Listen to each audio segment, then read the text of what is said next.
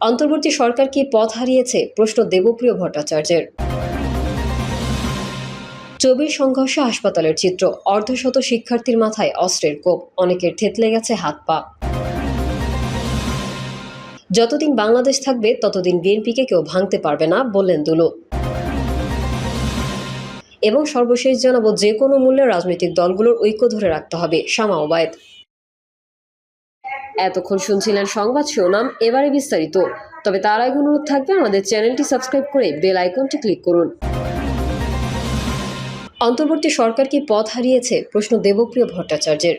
Centre for policy ডায়ালগের সম্মানীয় ফেলো দেবপ্রিয় ভট্টাচার্য বলেছেন, বাংলাদেশের ওপর দিয়ে ঝড় বয়ে যেতে দেখছি। আমরা রাজনৈতিক বিভিন্ন ঘটনাবলী ও নির্বাচনী প্রক্রিয়াগুলো দেখছি। সংস্কার কমিটির সংস্কার প্রস্তাব যেন মাঝপথ থেকে এগোতে পারছে না। এটা কি আকাঙ্ক্ষার অভাব, সক্ষমতার অভাব, নাকি বড় ধরনের স্বার্থের সংঘাত লুকিয়েছিল? অন্তর্বর্তী সরকার কি পথ হারিয়েছে, এই প্রশ্নটি আমাদের মনের ভেতর বড় আকারে আসছে। দেবপ্রিয় ভট্টাচার্য বলেন, বাংলাদেশের উপর দিয়ে এই মুহূর্তে একটি ঝড় বয়ে যাচ্ছে। এই ঝড়ের আঘাত আমাদের অর্থনীতি, সংস্কৃতি, রাজনীতি ও সামাজিক জীবন সহ সব ক্ষেত্রে অনুভূত হচ্ছে। ঝড় যখন আসে তখন মানুষ তার সবচেয়ে বড় সম্পদ রক্ষা করার চেষ্টা করে। এই মুহূর্তে আমাদের সবচেয়ে বড় সম্পদ হলো জুলাই অভ্যুত্থানের ভেতর দিয়ে যে বৈষম্য বিরোধী চেতনা পেয়েছি সেটা রক্ষা করা। সেই বৈষম্য বিরোধী চেতনা বাস্তবায়নের জন্য মানুষের মধ্যে যেই পরিবর্তনের প্রত্যাশা জেগেছে সেটা ধরে রাখা একটা বড় কাজ হিসেবে দেখি। ওই বৈষম্য বিরোধী চেতনা আগামী দিনের রাষ্ট্রযন্ত্র সহ রাজনৈতিক ও সামাজিক জীবনে কিভাবে আমরা স্থাপন করব, সেই চেষ্টার অংশ হিসেবেই আজকের নাগরিক ঐক্য। তিনি বলেন, বর্তমান সরকার সংস্কারের জন্য অনেকগুলো কমিটি গঠন করেছে। আমারও সৌভাগ্য হয়েছে নিজেও শ্বেতপত্র কাজের সঙ্গে যুক্ত হওয়ার। তারপরও কেন এই প্ল্যাটফর্মের প্রয়োজন হলো? আমরা যেভাবে বর্তমান সরকার তথা সংস্কার প্রক্রিয়ার সঙ্গে যুক্ত হয়েছিলাম, আজকে এই মুহূর্তে সেই উৎসাহ অনেক স্তিমিত হয়ে গেছে। এটি একটি অভিজ্ঞতার ভেতর দিয়ে গেছে। যে সংস্কার কমিটি ও কমিশন হলো, তার সঙ্গে পিছিয়ে থাকা মানুষ, অসুবিধাগ্রস্ত মানুষের সংযুক্তি যথাযথভাবে ছিল না। শেষ সময়ে এসে দেখলাম সংস্কারের সঙ্গে শুধুমাত্র রাজনৈতিক দলগুলোর অংশগ্রহণ। দেবপ্রিয় বলেন, ঘরের ভিতরে সম্পদগুলো আমাদের রক্ষা করতে হবে। সরকার আসবে, সরকার যায়, জনগণ থাকবে, দেশ থাকবে। এটা মাথায় রেখে আমরা আগামী দিনের জন্য এগোচ্ছি। আমাদের চাহিদা নাগরিক, রাজনৈতিক ও সামাজিক কণ্ঠস্বরের সঙ্গে। সেই কারণে সকলকে এক হওয়ার প্রয়োজন বলে মনে করছি। চবির সংঘর্ষে হাসপাতালের চিত্র, অর্ধশত শিক্ষার্থী মাথায় অস্ত্রের কোপ, অনেকের থেতলে গেছে হাত পা। চট্টগ্রাম বিশ্ববিদ্যালয় এলাকায় শিক্ষার্থী ও স্থানীয় গ্রামবাসীর মধ্যে সংঘর্ষের ঘটনায় আহতের সংখ্যা 2 শতাধিক। এর মধ্যে কিছু সংখ্যক ছাড়া বাকিরা প্রায় সবাই শিক্ষার্থী। আহত শিক্ষার্থীদের অনেকেই মাথায় গুরুতর আঘাত পেয়েছেন। তাদের বেশ কয়েকজন এখন ভর্তি আছেন আইসিইউতে। অনেকে হাত পা ভেঙে ও থেতলে গেছে। চট্টগ্রাম মেডিকেল কলেজ হাসপাতাল সূত্রে জানা গেছে, অন্তত অর্ধশত শিক্ষার্থীর মাথায় ধারালো অস্ত্রের কোপের আঘাত রয়েছে। 5 শিক্ষার্থীর অবস্থা আশঙ্কাজনক। তাদের মাথায় অস্ত্রোপচারের প্রয়োজন হতে পারে।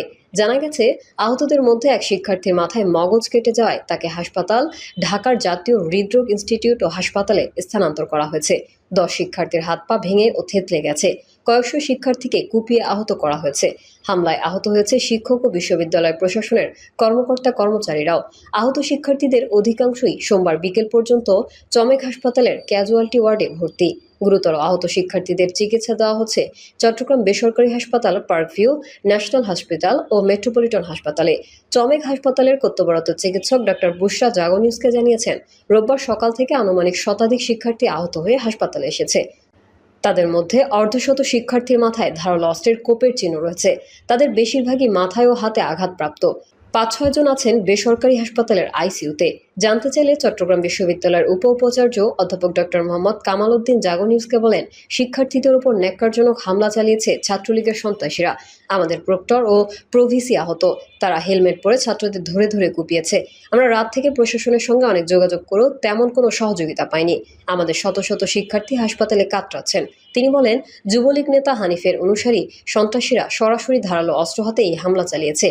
আমরা আমাদের শিক্ষার্থীদের সুস্থতা নিশ্চিত করতে সর্বোচ্চ গুরুত্ব দিয়ে কাজ করছি। গুরুতর আহতদের বিশেষ চিকিৎসা নিশ্চিতে খোঁজখবর রাখছে প্রশাসন। তাদের সঙ্গে কথা বলে জানা যায়, স্থানীয়রা পরিকল্পিতভাবে বিশ্ববিদ্যালয়ের শিক্ষার্থীদের উপর হামলা চালিয়েছে। মাইকে ঘোষণা দিয়ে তারা দা ছুরি নিয়ে হামলা করেছে। এর আগেও বিভিন্ন সময় বিশ্ববিদ্যালয়ের শিক্ষার্থীদের উপর হামলার নজির আছে। হামলায় অংশ নেওয়া জড়িতদের বিচারের আওতায় নিয়ে এসে শাস্তি নিশ্চিতের দাবি জানান তারা।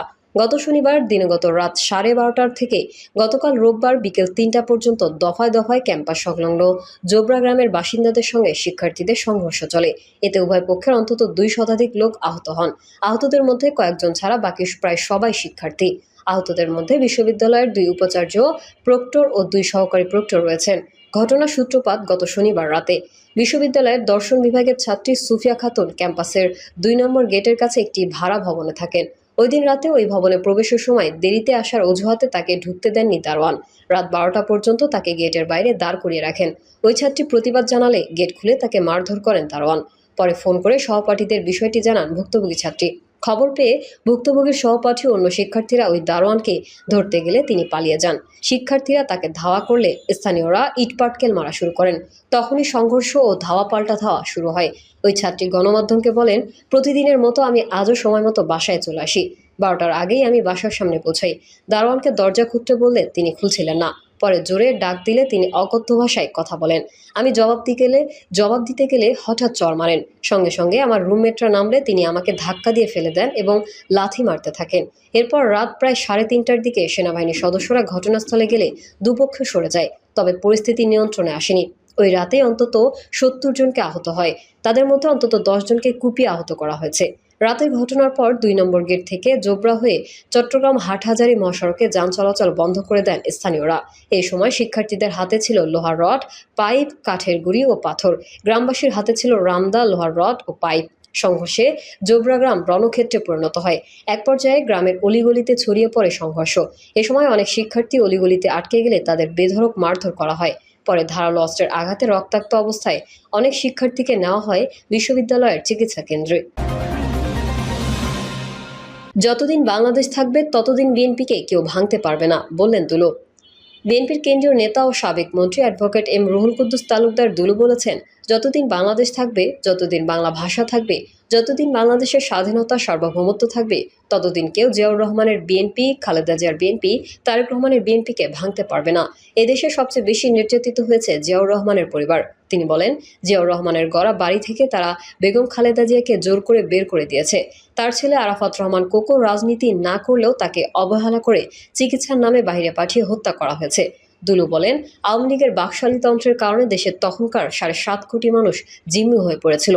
তাদের হাত থেকে রক্ষার জন্য দেশের চরম দুঃশাসন ও দুর্বিষহ অবস্থায় 47 বছর আগে শহীদ রাষ্ট্রপতি জিয়াউর রহমান বিএনপির জন্ম হয়েছিল। তার কিছুদিন পরেই শহীদ রাষ্ট্রপতি জিয়াউর রহমানকে নির্মমভাবে হত্যা করা হয়। তারা ভেবেছিল শহীদ রাষ্ট্রপতি জিয়াউর রহমানকে হত্যা করে বিএনপিকে মুছে দেবে। তিনি বলেন, 111-এর নায়কেরাও খালেদা জিয়াকে জেলখানায় আটকে রেখে তারেক রহমানকে নির্যাতন করে পঙ্গু বানিয়ে দেশ ছাড়া করল। খালেদা জিয়ার নেতৃত্বে বিএনপি টিকে আছে। আওয়ামী লীগের 15.5 বছরের ক্ষমতায় হাজার হাজার বিএনপি নেতাকর্মীকে খুন করা হয়েছে। লাখ লাখ নেতাকর্মীকে হামলা মামলা নির্যাতন করা হয়েছে। শত শত নেতাকর্মীকে গুম করেছে। জনসভায় দুলু আরও বলেন, আগামী দিনে বিএনপি ক্ষমতায় গেলে বঞ্চিত কোনো নেতাকর্মী ও তার পরিবারের সদস্যদের অবহেলা করা হবে না, কর্মসংস্থানের ব্যবস্থা করা হবে। বিএনপির নাম দিয়ে কেউ অন্যায় করলে, চাঁদাবাজি, দখল সন্ত্রাস করলে, ফ্যাসিস্টদের আশ্রয় প্রশ্রয় দিলে কোনোভাবেই তা মানা হবে না। ধানের শীষের প্রতীক নিয়ে নেতাকর্মীদের প্রতিটি ঘরে ঘরে যাওয়ার জন্য দুলু আহ্বান জানিয়েছেন। প্রিয় দর্শক, এই ছিল এখনকার সর্বশেষ সংবাদ। আপডেট সংবাদ পেতে চ্যানেলটি সাবস্ক্রাইব করে বেল আইকনটি ক্লিক করুন। কমেন্টে আপনার মতামত জানিয়ে আমাদের সাথেই থাকুন। ধন্যবাদ সবাইকে। আল্লাহ হাফেজ।